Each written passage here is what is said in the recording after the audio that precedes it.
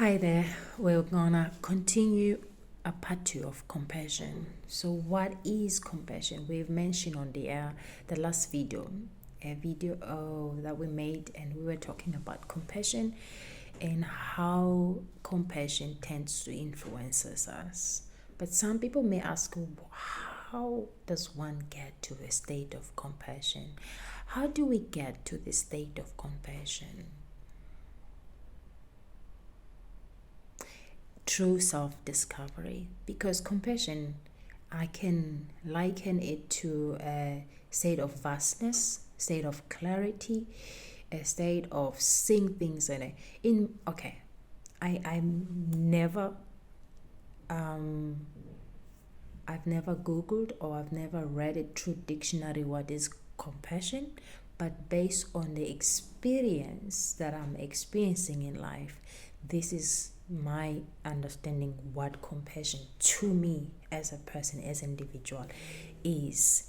I'm not sure what is written on the books and dictionary how they define compassion. So compassion to me as a person is a state of clarity that gives us the awareness of how things comes to be, and from there we can actually relate to ourselves, to the body sensation, to the emotions, and we can relate to other people, and as a result we don't have to be triggered by things. We don't have to act from a place of being triggered by things, because we have awareness, we have clarity, we have understanding of how things comes to be.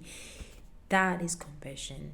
It's very close. It goes along with wisdom, basically. It's actually a product of wisdom, because wisdom is the information that you get from being synchronized with life as a whole, and having that portal of knowledge, of light, of information, of wisdom, pure wisdom, comes to your mind to bring light into the darkness, into the things that used to confuse you, used to trigger you, used to put you in a position where you self-sabotage yourself, used to influence your decisions that in the end will make you regret them from making them on the first place. So compassion really helps you to see things as they are. This is my definition. This is my own understanding, that thing that brings awareness, I call it compassion. You know why I say that? Because compassion, it's like it's grace, man. It feels for you. It's like it takes pity on you as a person, and it wants to better you. It wants to show you greatness. It wants you to experience life of having a personal power, which comes from compassion, which comes from wisdom, which comes from being one and integrated with life as a whole, from within and with life as a whole. Do you understand? For me, this is what I call compassion, because why I say that, because when I see my children or my husband or friends, or I can actually relate to them. I can relate to the phase and stage of being a child and how a child behaves, because I was once a child, and compassion is the one that has taught me, or this state of awareness, or this consciousness. I can call it many things, compassion, but I feel like compassion for me is that feeling like I understand you, or like I understand that it's natural that you feel this way, that you are feeling under these circumstances. For me, that is compassion. Or like, because of A and B and C, I understand why you were motivated to behave this way, or to act in this way, or to see things this way. Okay. Well, that's my understanding. I stand to be corrected.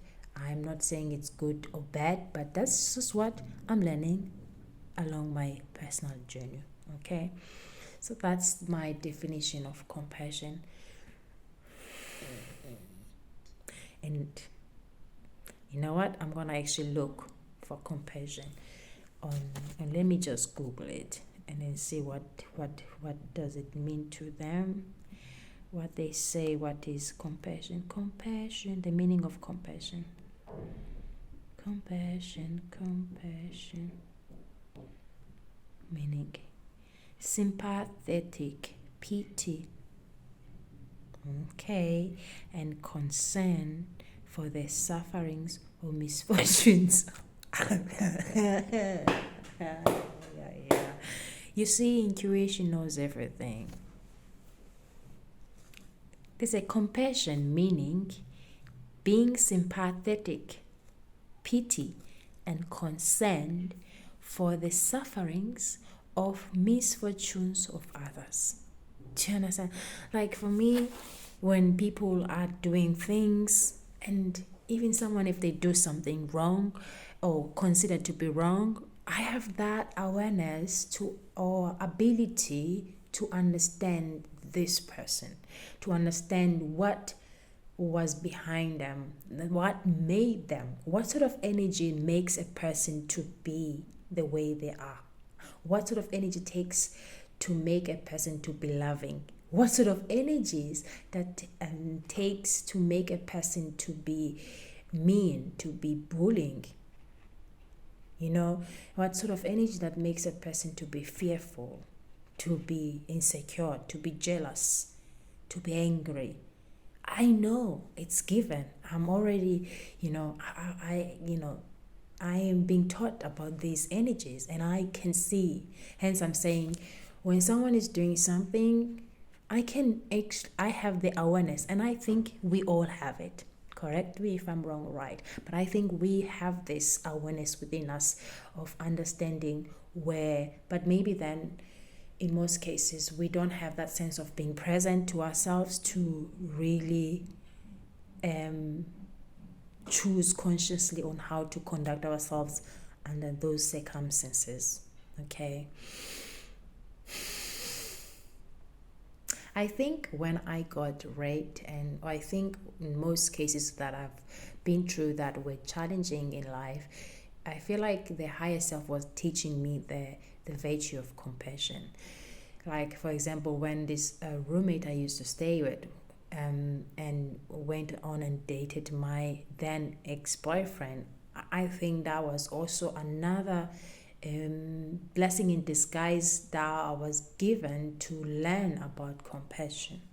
Because how I conducted myself in these cases, different scenarios, was just beyond a human understanding. It was just, for me, it was beyond my understanding, because I didn't act from fear. I didn't act from feeling like someone is doing something. I didn't act from a place of being a victim. Instead, I acted from a place that was just beyond even my knowledge, my understanding of myself. I feel like they were introducing a new level of seeing, a new way of conducting myself. I feel like God was just introducing himself in those circumstances to say there is a different way of conducting oneself under these circumstances that ticks you, that triggers you. And I will teach you what triggers you, what wants you to retaliate or to revenge or to hurt others. What is it that wants you to do that? I want you to know. It feels like for me, God was teaching me, I'll show you what influences your behavior, your thought processes, your mind, your actions, I felt like that's the only way I can make sense of what has taken place, because at that time I felt, I sensed all the vibrations and emotions that were coming through, yet there was this still sense of being present through the storm. I was just present and were able to witness all these energies and these thoughts coming into the surface and going back and this dissolving within the space of time. And yet I was just being there and witness. And for me, I think all my life I've been trying to make sense of those that still moment. That still moment. Like I remember when the time I was out and I had to go home alone in the morning, in the early hours, and because friends went on their own ways, and I had to walk about 2 kilometers, or 2 kilometers to get home in the dark, in alone as a young teenager. I was like 18, I guess. I think I was 18. Yes, 18 and 19. And I remember the voice inside me that was powerful. I felt like, oh my goodness, now I have to walk this journey and I'm alone. I felt the fear. I felt this discomfort, the doubt. I don't know what's going to happen. But something in me was like, you're going to walk. It's okay. We are okay. Let's do this. Like something in me was so peaceful, and knowing that this is, that I should just trust the moment and go with it. That voice, that for me, I call this goodness that walks with us in everything and that wants us to do better, But if we only listen to this goodness, then it will be part of our victory. It will be part of us experiencing the beauty of being a human being, the greatness that comes with life, of being alive and breathing and experiencing life as a whole, as it is unfolding here now, without trying to intervene, without acting from a place of being distorted, of fear-based, of being limited by things, without trying to run away or escape or trying to attach ourselves with certain things, but simply being present right here within the present moment and following those prompts, those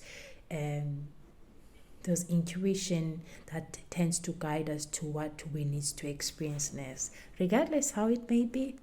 Because I think in a personal state of mind, we are very limited to the things of the higher energy, and we tend to have this need to feel secure, hence we are afraid of the unknown. But when we surpass that state of wanting to feel comfortable and a fear-based state of mind, and we come to the state where we are open, receptive to life as it is, and we just trust life as it is, and we're no longer looking for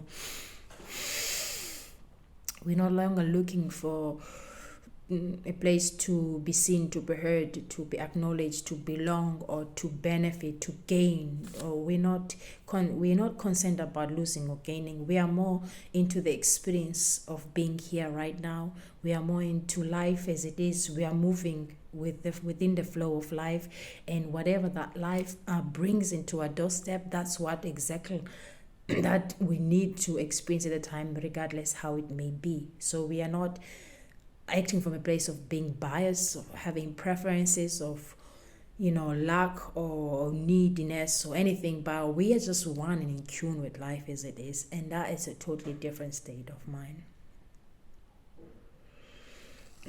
I'm gonna leave it here.